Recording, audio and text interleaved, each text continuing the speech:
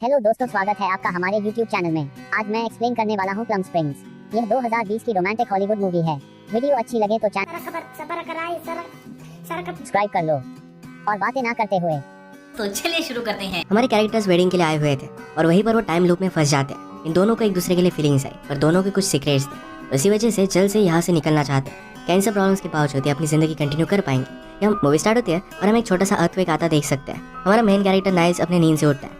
आज वो यहाँ पर अपनी गर्लफ्रेंड के साथ एक वेडिंग में आया हुआ था। ये दोनों फिर इंटीमेट हो जाते हैं, पर मिस्टी को उसमें कुछ भी इंटरेस्ट नहीं था। मिस्टी की भी हमेशा की बकबक सुनकर नाइल्स को मर जाना अच्छा लगता है। इसके बाद वो स्विमिंग पूल के पास हैंग आउट करता है। वहाँ पर भी उसका एक फ्रेंड है। वेडिंग अच्छे से हुई और मिस्टी ने स्पीच दी, और उसकी स्पीच जरा रैंडम थी, इस वजह से कोई भी अप्लॉज नहीं करता। इसके बाद नाइल्स फिर जबरदस्ती उससे माइक ले लेता है। ब्राइड का नाम था टाला और लोगों को बहुत हेल्प करती थी। इस सब के बारे में वो बात करता है। उसने कहा कि तुम दोनों वर्ल्ड में अकेले थे, पर अब तुम्हारी शादी हुई तो फिर से एक दूसरे को तुमने ढूंढ लिया है। ये सारी स्पीच टाला की सिस्टर, जिसका नाम है सारा, जो हमारी और एक मेन कैरेक्टर है, ये सुन रही थी। वेडिंग पार्टी स्टार्ट होती है और एक आदमी उसके साथ डांस करना चाहता था, पर उसे थोड़ा सा भी भाव नहीं देती।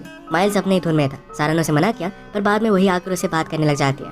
उसने पूछा कि तुमने जो स्पीच दी थी, क्या तुम इस पर एक्चुअल में बिलीव करते हो? नाइल्स ने कहा कि वो सिर्फ कहने के लिए था। उसे सारा का सेंट अच्छा लगता है, क्योंकि उसकी एक्स गर्लफ्रेंड भी वही पहनती थी।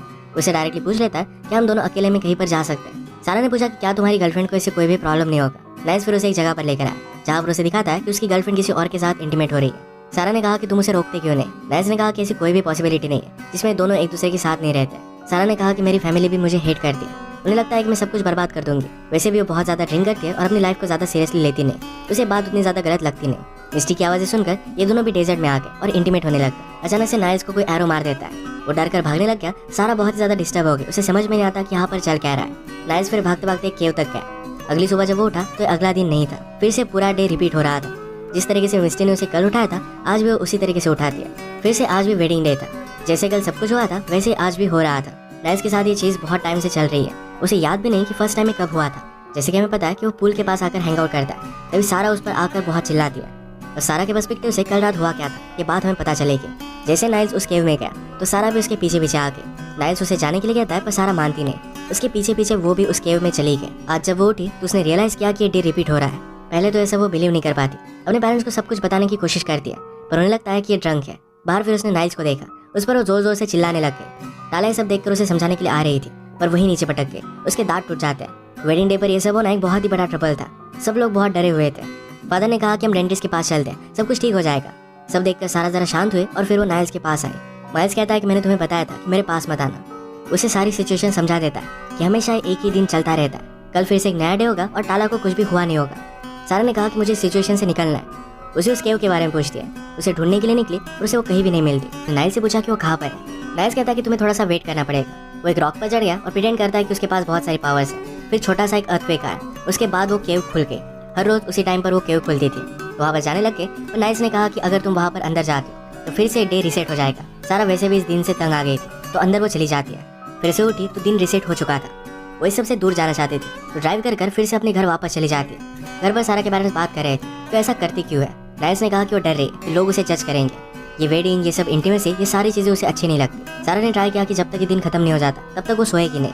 फाइनली उसे थोड़ी सी नींद आ ही गई और फिर से डे रिसेट हो गया और फिर से वो होटल में ही थी। वो डायरेक्टली नाइल्स के पास आ जाती है, इसे फिगर आउट करने की कोशिश करती है। नाइल्स ने कहा कि मैं भी इस बात को समझ नहीं पा रहा हूँ।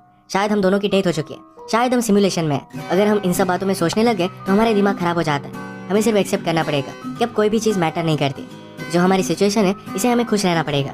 सारा ने पूछा कि अगर हमने सुसाइड कर ली तो फिर क्या होगा? नाइल्स कहता है कि मैं इस फेज से गुजर चुका हूँ, मैंने बहुत बार ट्राई किया है, पर फिर से डे रिसेट हो जाता है। सारा खुद ट्राई करना चाहती थी, तो एक ट्रक से अपना एक्सीडेंट वो करवा देती है। अगले दिन ये दोनों एक बार में जाकर इस पर बात करते हैं। सारा ने कहा कि कल मैं ड्राइव कर फिर से अपने घर वापस चली गई थी, और जब नेक्स्ट डे आया तो मैं फिर से यहीं पर वापस आ गई।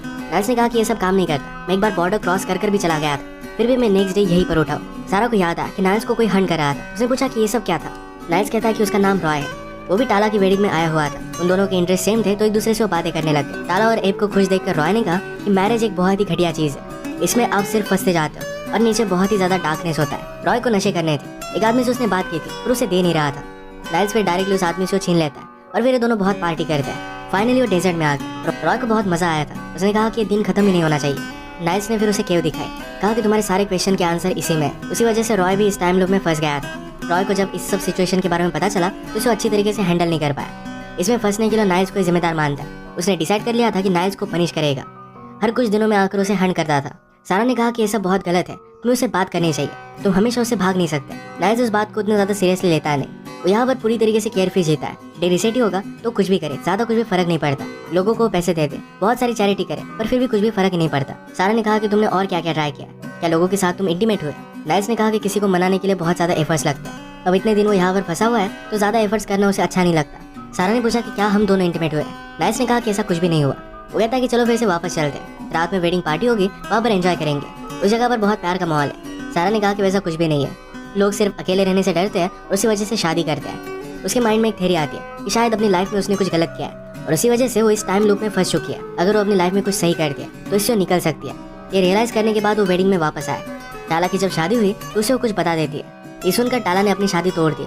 नाइल्स ने उसे इसके बारे में पूछा पर उसे कुछ भी बताती नहीं। वो बहुत खुश थी कि कल वो यहाँ पर नहीं रहेगी, पर अगले दिन फिर से उसी दिन में उठ जाती है। उसने नाइल्स से आकर कहा कि लाइफ मीनिंगलेस है, चलो कहीं पर चलते हैं। सारा को इस तरीके से रूम में आता थे। मिस्टर ने नाइल्स से पूछा क्या तुम मुझ पर चीट कर रहे हो? नाइल्स कहता है कि तुम मुझ पर चीट कर रही हो। उसका वो बहुत मजाक उड़ाता है। वो सारा को एक घर में लेकर गया जहाँ पर नेबर्स नहीं थे। वहाँ के स्विमिंग पूल में वो हैंग आउट करते हैं। गन रेंज पर जाकर उन्होंने प्रैक्टिस की, गाड़ी चलाते चलाते एंजॉय किया, प्लेन भी उड़ाने की कोशिश की, पर अचानक से प्लेन नीचे गिर जाता है। अगले दिन फिर से सब कुछ रीसेट हो गया। जो भी चीजें इन्हें ट्राई करनी थी ये सब कुछ वो ट्राई कर देखते हैं। मिस्ट्री जब किसी आदमी के साथ इंटीमेट हो रही थी तो उसके रूम में एक आदमी को भेज दिया। बीच वेडिंग में एक बड़ा सा ब्लास्ट भी वो करते हैं। एक दूसरे के बॉडी पर वियर से टैटूज बनाए। ऐसे ही एक दिन रात में नशे कर वो बैठे हुए थे। सारा ने कहा कि मैं एक बार लॉन्ग टर्म रिलेशनशिप में थी, अपने पार्टनर के साथ एक नई सिटी में भी वो चली गई थी। उसे हमेशा से पता था कि वर्कआउट नहीं करेगा और उसका ब्रेकअप हो गया। वो कहती कि रिलेशनशिप में कोई भी डिसीजन लेने से पहले आदमी की अच्छी बुरी सारी चीजें हमें पता होनी चाहिए। उसने नाइल्स से पूछा कि तुम यहाँ पर फंसे, इससे पहले करते क्या थे? नाइल्स कहता है कि यहाँ फंसे हुए मुझे इतना टाइम हो गया तब उसे कुछ भी याद भी नहीं है।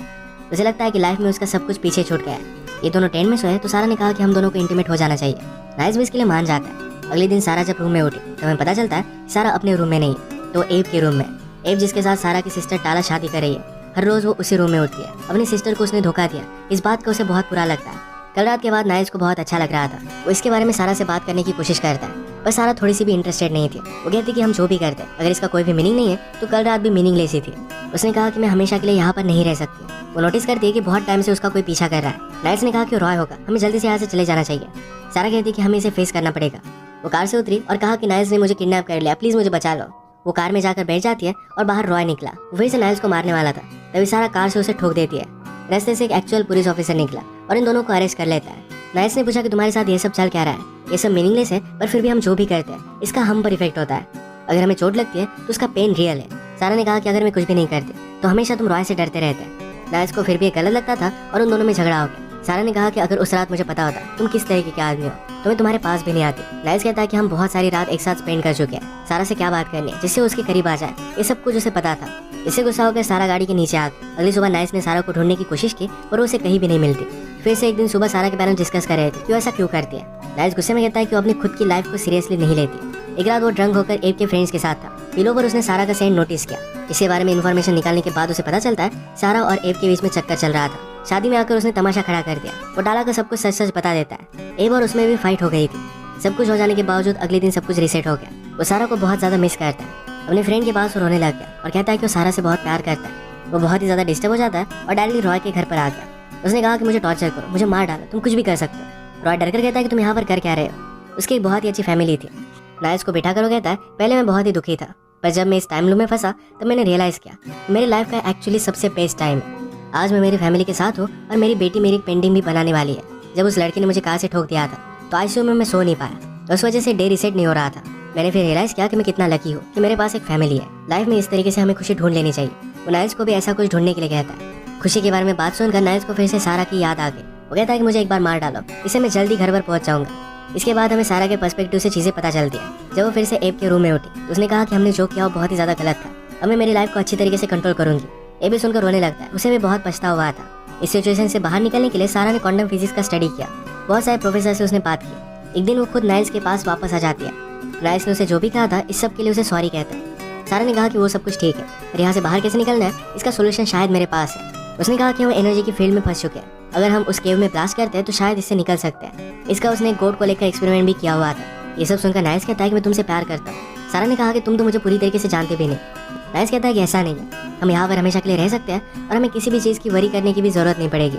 सारा की सिचुएशन के बारे में उसे पता था और उसे इग्नोर करने के लिए कहता है। अगर नाइल्स उसके साथ नहीं आना चाहता फिर भी सारा जाने वाली थी। टाला की वेडिंग में वो स्पीच देती है। उसने कहा कि रात में जब मुझे बुरे सपने आते थे तो मैं टाला के साथ ही सोती थी। वो मेरी छोटी सिस्टर है पर फिर भी एक बड़ी सिस्टर की तरह ही उसने मेरा ख्याल रखा है। उसने एब से कहा कि टाला को अब कभी भी हर्ट मत करना। नाइल सैड होकर बार में बैठा था। वो सबको सैड चीजें बारटेंडर को बताने लग गया। वहाँ की एक लेडी उसे कहती कि जरा आसपास देखो, तुम जिस भी चीज को ढूंढ रहे हो वो तुम्हें यहाँ पर नहीं मिलने वाली। ये सुनकर वो रियलाइज करता है कि वो कहीं पर भी रहे, वो सारा के साथ ही रहना चाहता है। जबरदस्ती उसने बारटेंडर से फाइट ले ली, उसकी चाबी निकाल लेता है। जल्दी से वो सारा के पास पहुंच गया। वो कहता है कि मैं कभी भी अकेला जी नहीं सकता था। तुम जब मेरी लाइफ में आई तो सब कुछ चीजें ठीक होने लग गई। हम दोनों एक दूसरे को पूरी तरीके से जानते हैं। तुम्हारी अच्छी और बुरी चीजें इन दोनों के बारे में मुझे पता है। सब कुछ जानने के बाद भी मैं तुम्हारे साथ ही रहना चाहता हूँ। सारा ने कहा कि हम टाइम के साथ एक दूसरे से तंग आ जाएंगे। नाइस ने कहा कि अब भी हम एक दूसरे से तंग आ गए तो क्यों ना एक साथ पूरी लाइफ स्पेंड की जाए। सारा कहती कि तुम्हारे साथ लाइफ जरा फन हो जाएगी। उसे एक्सेप्ट कर लेती है। उसके बाद वो बॉम्ब के साथ उस केव में गए। लास्ट टाइम एक दूसरे को किस करते हैं। अगले दिन हम देखते हैं कि वही वेडिंग की जगह पर एक खाली हाउस में वो हैंग आउट कर रहे थे। सारा ने पूछा कि अब हम क्या करेंगे। नाइस ने कहा कि मेरे डॉग को मुझे पिकअप करना पड़ेगा। ये सारा के लिए बहुत सरप्राइज था क्योंकि नाइस ने कभी भी अपने डॉग के बारे में बात नहीं की थी। अचानक से होम ओनर घर पर आ गए। नाइस कहता है कि अब हमें पता चल गया कि होम ओनर कब घर पर आते हैं। इसका मतलब है उस टाइम लूप से वो निकल चुके थे। अगला दिन आ चुका था पर फिर भी बिना किसी वरी के एक दूसरे के साथ एंजॉय कर रहे थे। इसी के साथ ये मूवी एंड हो जाती है। अगर आपको एक्सप्लेनेशन अच्छा लगा तो प्लीज इसे लाइक